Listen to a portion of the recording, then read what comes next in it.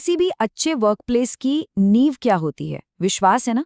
ये मेमो इसी बात पर जोर देता है कि कंपनी और उसके कर्मचारियों के बीच का जो पूरा रिश्ता है, वो इसी भरोसे पर टिका हुआ है। तो ये विश्वास असल में दिखता कैसे है? देखिए, कंपनी लोन और एडवांस जैसी सुविधाएं देकर अपना वादा निभा रही है। और बदले में वो क्या उम्मीद करती है? यही कि कर्मचारी भी नियमों को मानेंगे। लेकिन तब क्या होता है जब ये बैलेंस बिगड़ जाता है? लेकिन असलियत तो हम सब जानते हैं, है ना? नियम हमेशा फॉलो नहीं होते। तो सवाल ये है कि जब कर्मचारी उम्मीदों पर खरे नहीं उतरते, तो क्या होता है? चलिए देखते हैं कि ये मेमो इस मुश्किल को कैसे हैंडल करता है।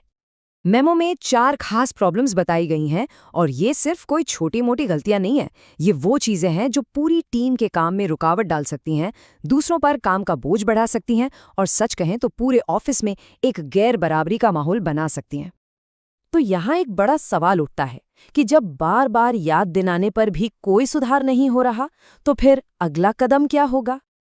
और बस यहीं पर कंपनी अपना ऑफिशियल जवाब सामने रखती है, डिफॉल्टर कैटेगरी की शुरुआत। तो ये डिफॉल्टर कैटेगरी आखिर है क्या चीज? देखिए, सीधे साधे शब्दों में कहें तो ये एक फॉर्मल वार्निंग सिस्टम है। ये कंपनी का ये कहने का तरीका है कि देखो, हमने मौके दिए पर अब हमें कुछ और सीरियस कदम उठाने पड़ेंगे। लेकिन सवाल ये है कि इस कैटेगरी को बनाने के पीछे कंपनी का असली मकसद क्या है? क्या ये सिर्फ सजा देने का एक तरीका है? मेमो के हिसाब से देखें तो जवाब है नहीं। और ये लाइन बहुत जरूरी है। कंपनी सजा के बजाय सुधार पर फोकस कर रही है। और ये सिर्फ कहने की बात नहीं है, ये एक सोची समझी लीगल और कल्चरल स्ट्रैटेजी है। मकसद कर्मचारियों को कोने में धकेलना नहीं, बल्कि उनके बर्ताव को सही रास्ते पर लाना है। तो कंपनी की जो स्ट्रैटेजी है, उसके 3 मेन हिस्से हैं।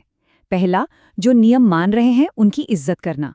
दूसरा, जो बार बार गलती कर रहे हैं उन्हें समझाना कि उनके काम का असर बाकी टीम पर क्या पड़ रहा है।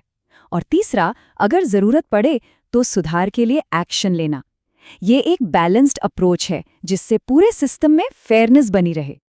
और ये स्लाइड समझ लीजिए पूरी कहानी एक नज़र में बता देती है।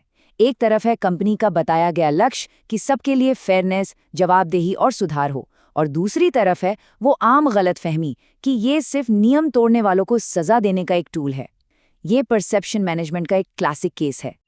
तो सवाल ये उठता है कि इन सारे नियमों और कैटेगरीज का आखिर में मकसद क्या है? कंपनी क्या हासिल करना चाहती है?